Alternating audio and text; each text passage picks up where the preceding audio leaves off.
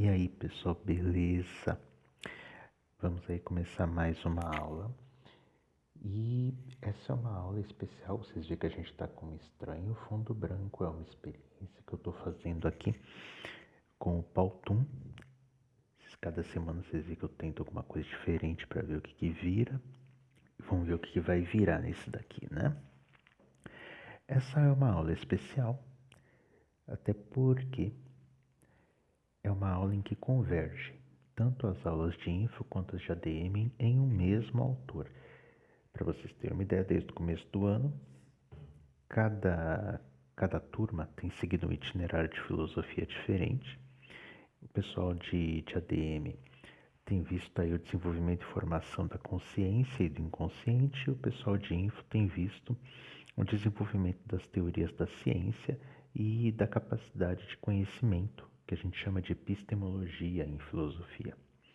O caso é que tanto o desenvolvimento das teorias de Freud a respeito da consciência, quanto o desenvolvimento das teorias de Karl Popper na teoria da ciência, sofrem uma grande influência do autor que nós vamos ver hoje, que é o Hegel, um filósofo alemão, que no início do século XIX ele desenvolveu uma teoria extremamente interessante a respeito da formação da consciência,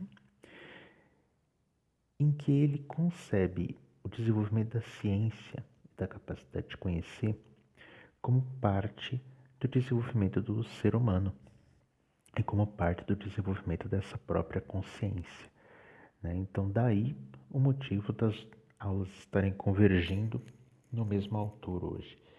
Depois a turma de ADM ela vai seguir vendo os impactos de algumas das ideias de Hegel no pensamento de Jung, Carl Gustav Jung, e em Info a gente vai ver o impacto dessas ideias de Hegel nas teorias de Thomas Kuhn, que revolucionaram a teoria da ciência. Bom, vamos tentar sair desse fundo branco aqui. Bom, pelo menos até agora está indo. Hoje nós vamos ver Hegel e sua influência sobre a psicologia e a ciência. O ano é 1807. Foi quando Hegel fez a publicação de um livro extremamente importante chamado Fenomenologia do Espírito. Antes de mais nada, só para constar, Fenomenologia do Espírito, o próprio nome já é uma coisa bem estranha, né? Bom, primeira coisa, vamos começar com o espírito para a gente entender melhor a coisa. Não se trata de nenhuma obra religiosa, nenhuma obra metafísica, nenhuma obra espiritualista, apesar do livro se chamar Fenomenologia do Espírito, né? Na verdade, o motivo desse título é que Hegel concebe espírito como desenvolvimento integral da consciência e do eu interior, né? Daquilo que na época dele se chamava de eu puro, aquele mesmo eu do Immanuel Kant, né? E só que ele concebe o quê? Quando ele diz espírito, ele está se referindo a um desenvolvimento de uma consciência que ela é mais do que uma consciência individual. Ela é uma consciência coletiva, é a consciência da humanidade, né? Ela se revelaria, ela se mostraria a partir da história e ela inclusive estaria vivendo uma trajetória de autodescoberta. E por que é fenomenologia? Pensa que fenômeno é tudo aquilo que aparece, é tudo aquilo que se mostra diante de nós. Então, fenomenologia do espírito seria o fenômeno pelo qual a consciência passa a ter conhecimento de si própria e do mundo em que ela vive, né? Ou o modo como a própria consciência humana aparece no mundo, né? E o primeiro ponto que Hegel mostra para nós é um questionamento ao racionalismo. O racionalismo, aquele racionalismo que vem de Descartes, né? Aquela ideia de que a consciência ela era originária de todo mundo ao nosso redor, né? Ou aquela ideia de Fichte de que o eu, ele constrói tudo, ele coloca tudo, ele põe a si mesmo e a partir daí ele começa a conceber o mundo, ele começa a interpretar o mundo. Aquela ideia do Kant, né, de que tudo que nós conhecemos, nós é que colocamos o mundo dentro do tempo e do espaço, nós é que enquadramos o mundo do jeito que a nossa intenção percebe. Né? Para Hegel, ele não acreditava que a consciência era originária de todo o mundo ao nosso redor. Né? Muito pelo contrário, a consciência ela vai se descobrir no mundo. Ela vai se descobrir a partir do contato com o outro. Tá? E esse é o ponto mais importante para Hegel. Para ele, era necessária a existência do outro, seja representado por outras consciências, seja representado pela natureza. Né? Então a gente tem, por exemplo, aí, né, a mulherzinha, né? E tem o carinha ali, tipo, ele não existe sozinho, ela não existe sozinha.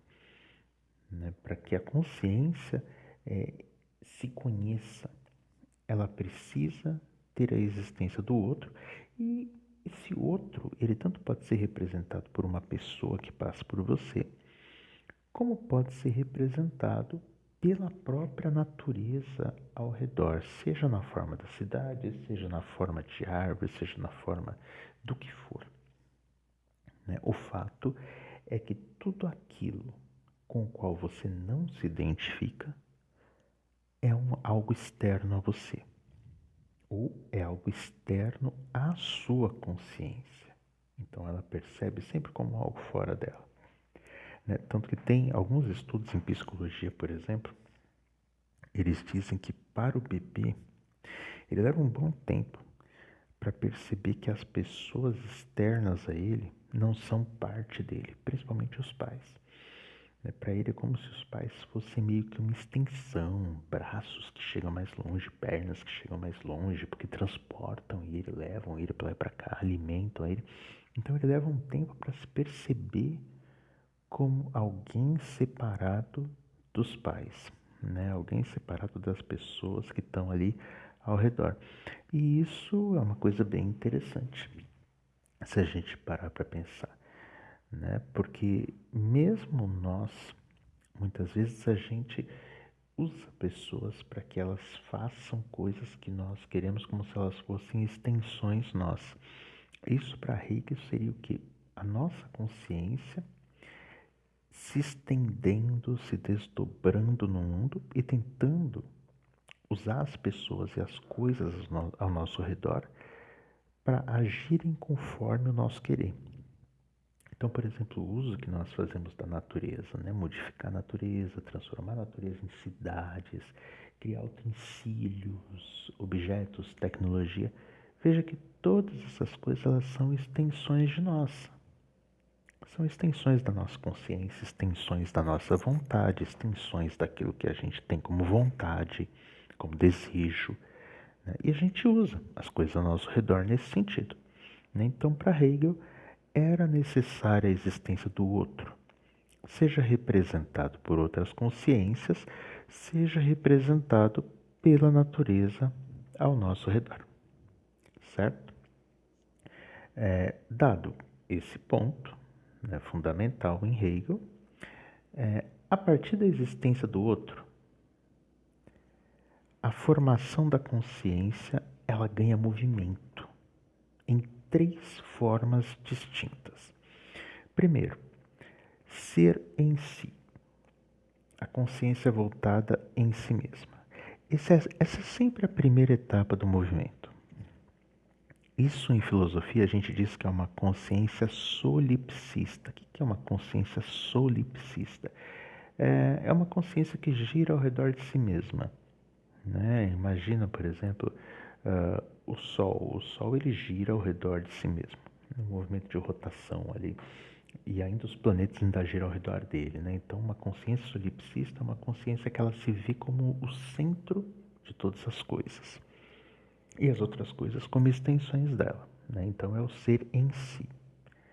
É ele como pura atividade, né? Sentindo e vivenciando o mundo ao redor dele, mas sempre ele como o centro.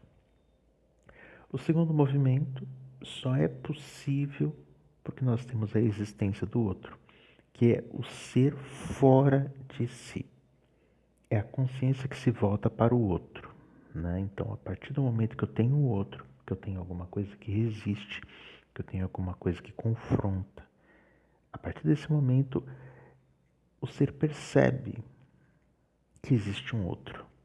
Ele percebe algo fora dele mesmo, né? Isso muitas vezes é chocante. Você pode ver que quando você está acostumado a dizer as coisas, todo mundo sempre concordar, você já espera certas respostas, você já espera que o mundo se conforme a determinadas maneiras. E de repente, quando você diz algo, a pessoa fala: não, eu não quero, eu não vou fazer. Por mais que você seja uma pessoa equilibrada em saber ouvir não e tudo mais, esses nãos, quanto mais intensos eles são, mais eles nos jogam nesse segundo movimento, o ser fora de si. Porque você percebe que aquela pessoa é muito destacada de você, é completamente destacada da sua consciência. E isso causa um choque. Essa percepção do outro, para Hegel, ela muitas vezes aparece como um choque, que vai acabar gerando depois algum tipo de conflito.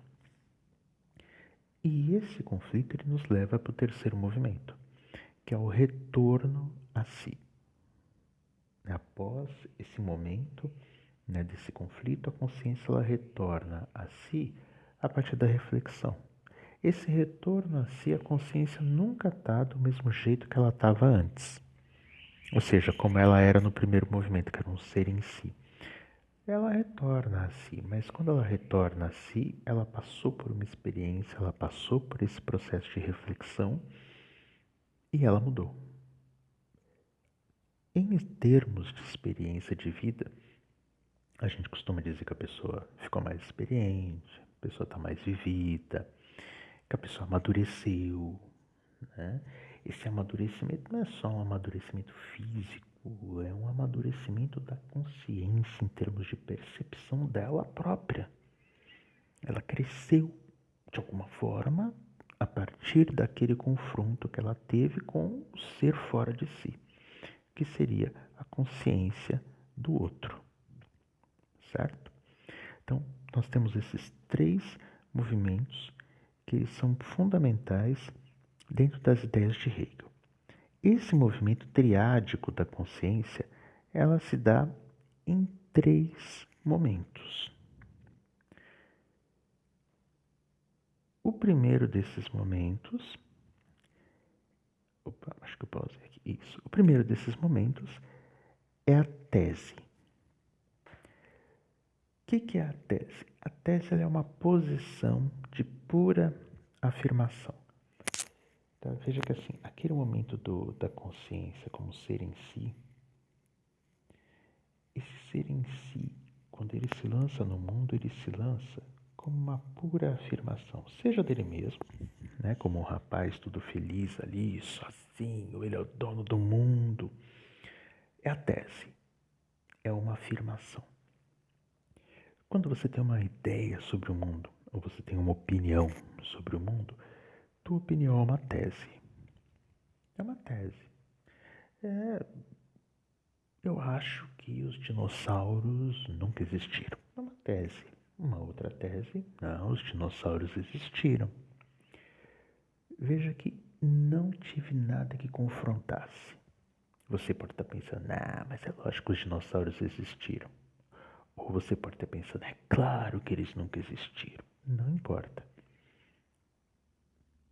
Qualquer uma das opiniões, desde que ela não se contraponha à outra, ela se afirma como uma tese, pura afirmação.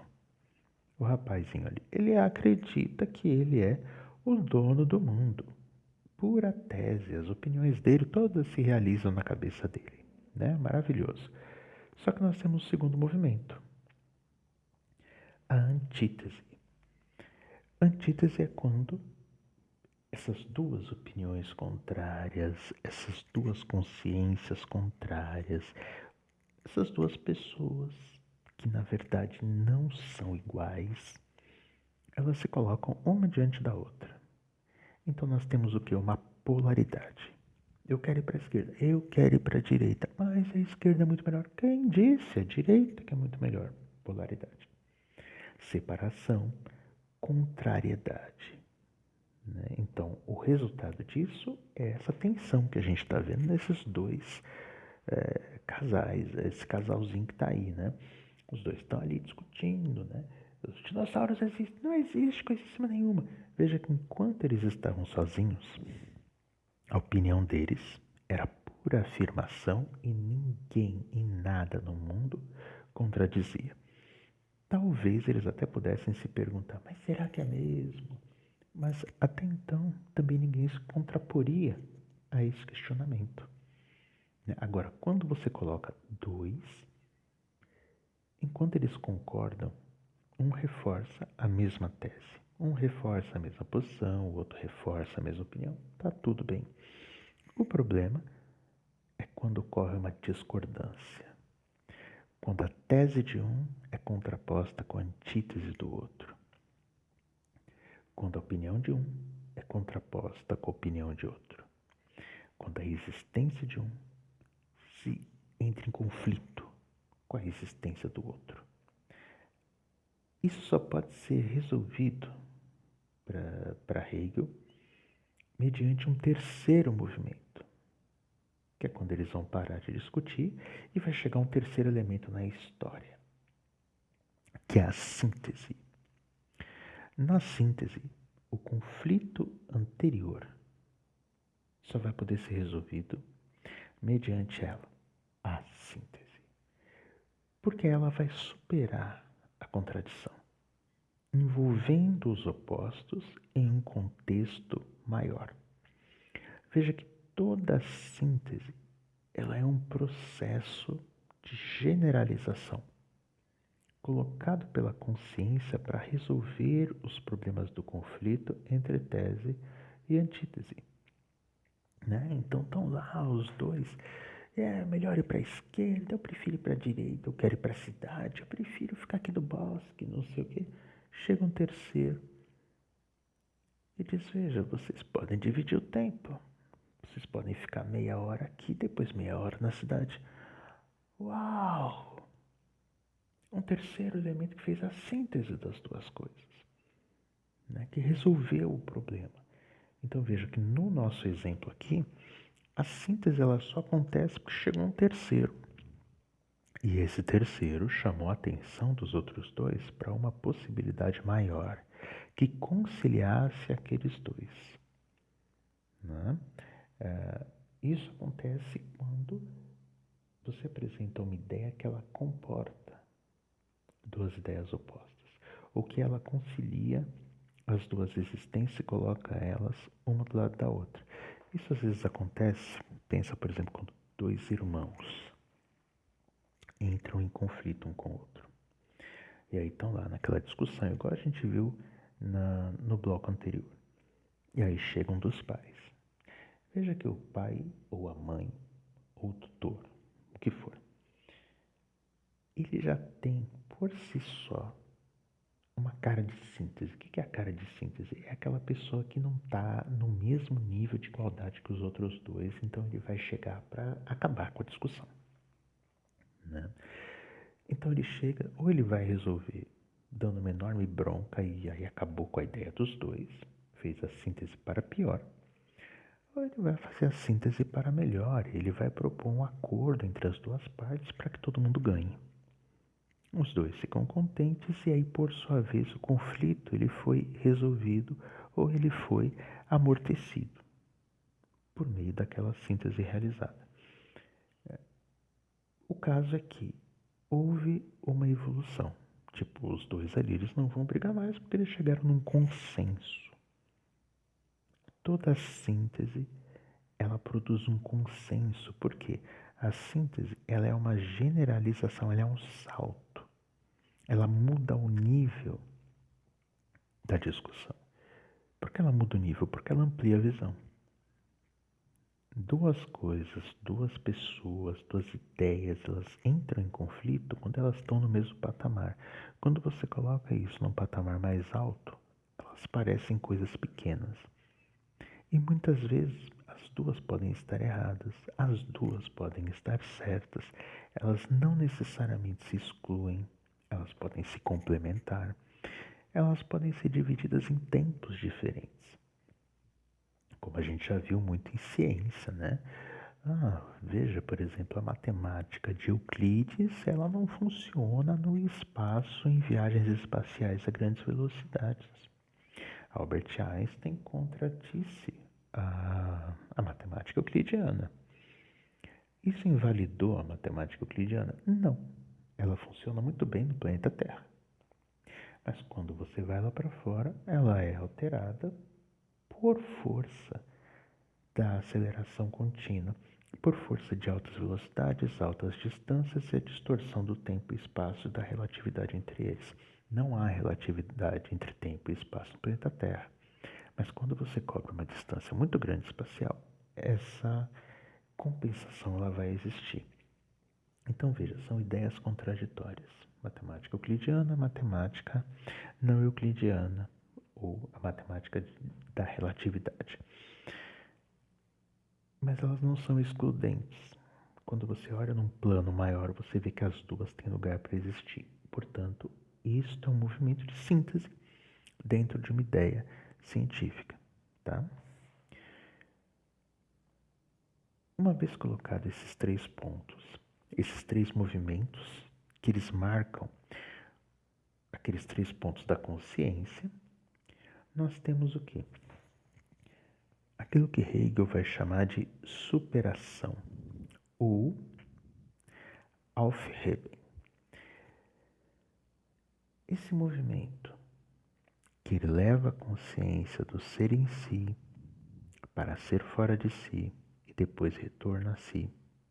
Esse movimento a gente viu que ele se dá mediante tese, antítese e síntese. Tanto a consciência quanto a ciência desenvolverão esse mesmo caminho, na opinião de Hegel, pois a ciência, para ele, é o caminho da consciência para compreender a si mesma. Tá? Isso é um ponto extremamente importante. Essa imagem que a gente vê aqui do ladinho é uma espiral e como vocês, na parte de baixo está escrito teses à esquerda, no filete da esquerda, e no filete da direita, antítese, né, antiteses. E lá em cima, aquela setinha saindo no final da espiral, é a síntese. Aufheben é um termo alemão que quer dizer superação, mas ao mesmo tempo ele também quer dizer conservação. Isso porque, na síntese, eu não ignorei a tese e a antítese. Elas simplesmente são conservadas. A superação é que a síntese conserva as duas, mas ela é algo diferente e além das duas. O que é interessante nessa espiral, segundo Hegel, é que, por exemplo, num primeiro momento, a tese e a antítese elas foram contraditórias. Aí veio a síntese. A síntese uniu as duas lá naquele ponto em que a espiral dobra, né? Aí de repente ali foi superado a síntese e a antítese pela a tese e a antítese pela nova síntese. Só que conforme a síntese vai avançando, ela vai encontrar uma nova antítese e de repente a síntese virou tese e ela encontra alguma coisa que se contrapõe a ela. Vai ter que aparecer uma nova síntese para resolver o problema entre a síntese e a antítese que tinha aparecido. E assim nós vamos continuamente evoluindo. Então, para Hegel, praticamente não terminaria nunca. A gente vai ver mais para frente que tem um ponto em que termina essa espiral. Mas num primeiro momento, toda a história da humanidade, ela tem se guiado a partir de um conflito de tese e antítese. A síntese resolve o problema e a humanidade evoluiu para um determinado ponto. Tá? E a consciência, para ele, se desenvolveria a partir do próprio desenvolvimento da ciência. A consciência evolui a partir da polaridade. Opa, perdi aqui, hein? A consciência ela evolui a partir da polaridade entre síntese e antítese. Então, por exemplo, nós temos ali coisas opostas. Por exemplo, nós temos amor, ela vai ter o seu oposto, a sua antítese, que é o ódio. O finito vai ter a sua antítese, que é o infinito. E por aí vai. Tá? Então, assim, para Hegel, todos os opostos percebidos por nós, eles são percebidos como tese e antítese, ou seja, um jogo de opostos. E a gente vai evoluindo nesse jogo de opostos na medida que a gente vai aprendendo. Então não termina nunca. Por quê? Entre o amor e o ódio, você desenvolve uma síntese, por exemplo, a amizade. Ou uma relação que respeita os espaços e espinhos do outro. Só que esse tipo de relação ela vai encontrar um outro problema lá na frente, uma outra antítese. Então nós vamos ter que criar uma nova forma para lidar com aquilo. E por aí vai. Tá? Agora há pouco, que eu estava falando sobre a matemática, eu falei de uma tese, uma antítese. E como ela foi resolvida a partir do momento que a gente vê um plano maior, que também vai encontrar conflitos, isso indefinidamente. Uma coisa importante. Quando a gente fala tudo isso que nós estamos falando, todo esse movimento da consciência, que vai conhecendo, e a própria ciência é a expressão desse movimento de construção de sínteses, eu estou falando de que consciência? Individual ou coletiva? É aí que vem um ponto extremamente importante para Hegel, tá? Eu estou falando de tudo isso, tanto individual quanto coletiva. Primeiro ponto. Vou voltar um pouquinho. Acabei voltando muito, mas é bom porque eu acabo chegando naquele ponto que eu estava querendo anteriormente. Aqui na questão da consciência a gente já passou. Ele vai seguir para esse Aufheben adiante aí, e depois eu vou para onde eu realmente quero, que é aqui, este ponto que tinha passado, né? A gente tem, por exemplo, ele não pausa mais, olha que loucura, eu perdi, mas cheguei aqui.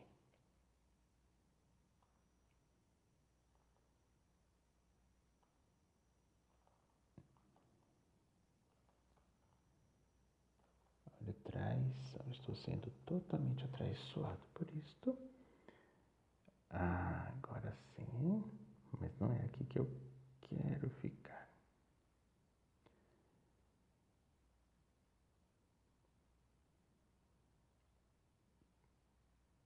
Vamos deixar os homenzinhos aqui, agora vai dar certo. E eu espero.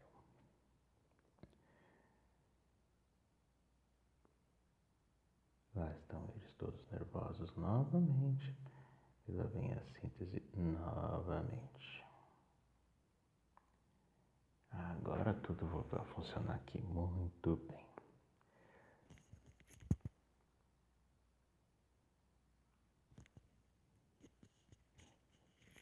Indefinidamente nós estamos passando por aquela espiral hegeliana, uma coisa bem maluca aqui, né?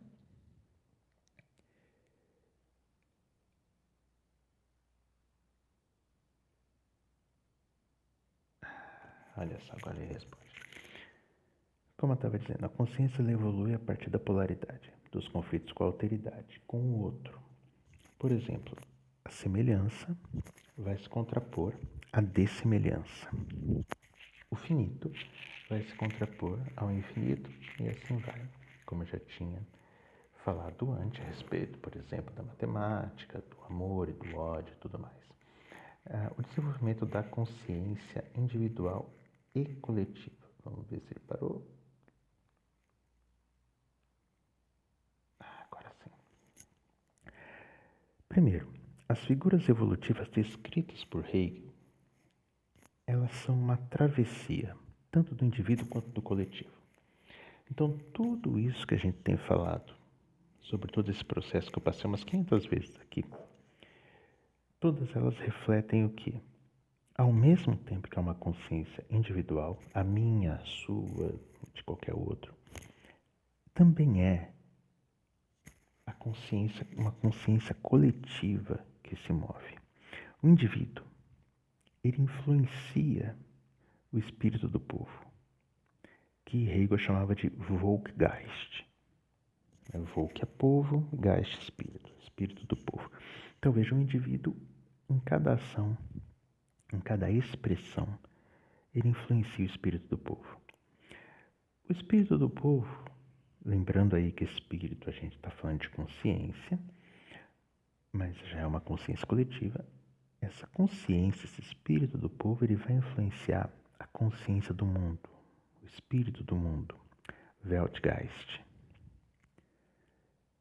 O terceiro ponto, o espírito do mundo, por sua vez, em contrapartida, ele também exerce influência sobre a consciência do povo. E a consciência do povo influencia o indivíduo. Então a gente tem um movimento dual. Sim, individualmente você está influenciando o povo e o povo, em sua totalidade, está influenciando o mundo. Inversamente, justamente o mundo, por ter uma consciência, ele também vai influenciar o povo, e o povo, por ter uma consciência maior do que a do indivíduo, vai influenciar o indivíduo. Esse conjunto, ele dura por um tempo, até que todo ele mude. O período que marca cada horizonte de consciência do mundo é chamado de espírito do tempo, Zeitgeist. Um exemplo aqui, ó. O indivíduo, ele influencia o povo, mas o povo também influencia o indivíduo. Então veja, o indivíduo ali, a setinha vermelhinha, está influenciando o povo. O povo, por sua vez, com a sua cultura, com seu desenvolvimento de conhecimento, intelecto, também está influenciando o indivíduo. Esse conjunto povo-indivíduo influencia todo o mundo, são as setas verdinhas ali. Mas o mundo, por sua vez, justamente por ser uma totalidade, ele está influenciando o povo com suas ideias, com seu estilo, moda, música, cultura. Então, do mesmo jeito que cada indivíduo faz o mundo faz cada indivíduo. Tá? Não é um movimento de uma única mão, e é um movimento contínuo, tá? Dos dois lados ali. E, por sua vez, essa totalidade forma o quê? O espírito do tempo. A história. Fim da história. Para Hegel, existe uma coisa muito interessante, que ele tem uma concepção de história relacionada com todo esse processo, tá? E essa ideia que ele tem gerou uma teoria de que é possível que a história venha a ter um fim. Para Hegel, a história consiste na trajetória da consciência. Olha só que loucura. Basicamente, tudo que a gente falou aqui, a história relata os efeitos desse movimento da consciência. A consciência de si descobre uma terra, tem um contato com o outro cria uma reação, estoura uma guerra. Essa guerra gera um resultado, vai gerar uma reflexão, surge uma nova geração. Essa nova geração carrega o impacto daquela guerra. Ele tem uma nova consciência de si, que vai se estender até que ele conheça um outro. Esse outro vai gerar um novo conflito. Esse novo conflito vai gerar marcas e surge uma nova geração. Tá? Então, basicamente, os registros da história são registros de consciências que entram em conflito com outras, que têm um impacto disso, e elas vão ter que rever tudo isso que aconteceu.